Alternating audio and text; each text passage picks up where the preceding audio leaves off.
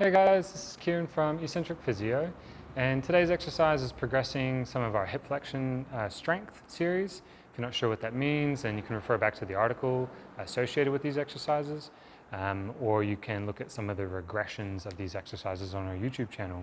Regressions being that it's an easier version. This is where we start adding in a little bit of balance. So if you're competent on 2 feet or 1 foot, and you're looking to increase the challenge for your hip flexion strength, then this is a really good exercise for you.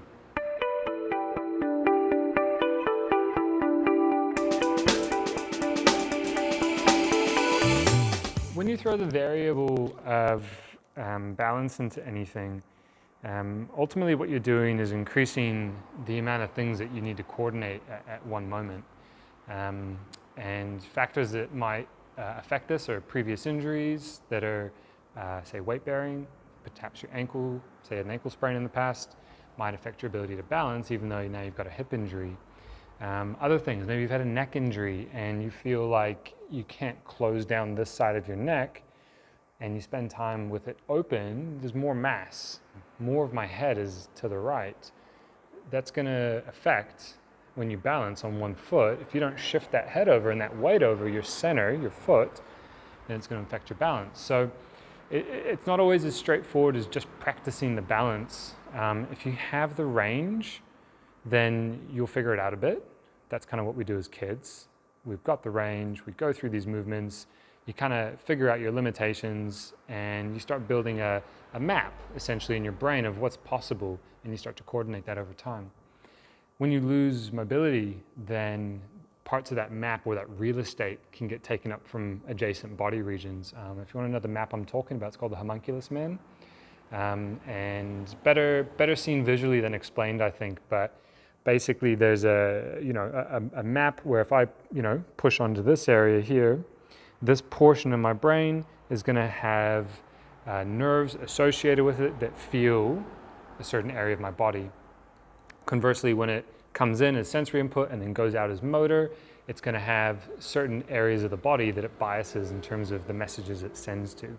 So maybe this over here is like my knee area, this is like my lips, maybe I've got like a foot down here.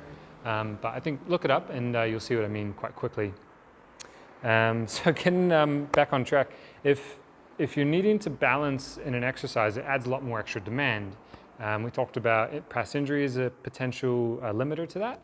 Another one is mobility for whatever reasons, whether it's past injury, age as well, for whatever age-related changes, whether it's nerve conduction, muscle loss, and then there's just general disuse, or maybe it's just something you've not done in a long time. Maybe you've never been that much into activities that challenge your balance, so maybe it's just not well developed. But it's a really useful thing, and now it's recommended in the most recent World Health Organization physical activity guidelines that balance should be part of a complete package in maintaining physical health. So worthy of your time. The cool thing is we can put it together with a hip flexion exercise.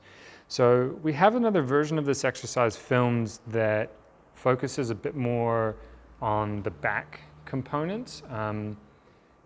It does allude to the hip, but we're going to add some extra hip biases into this one.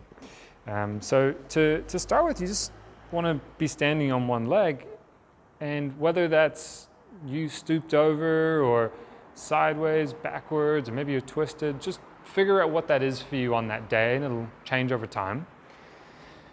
Over time though, imagine you had like a book balancing on your head, and to balance, you have to almost get tall. So we're not talking about bending back or squeezing the shoulder blades back. Just think get as tall as you can with the least amount of effort. And that's a big cue, because least amount of effort means you're not firing everything, because we know if there's stiffness and rigidity, you're also more prone to losing your balance. There needs to be an element of suppleness, an ability to absorb forces and maintain your balance. So it's be as tall as you can while also not using as much effort, okay? So to add the hip flexion component, I'm thinking about this right hip.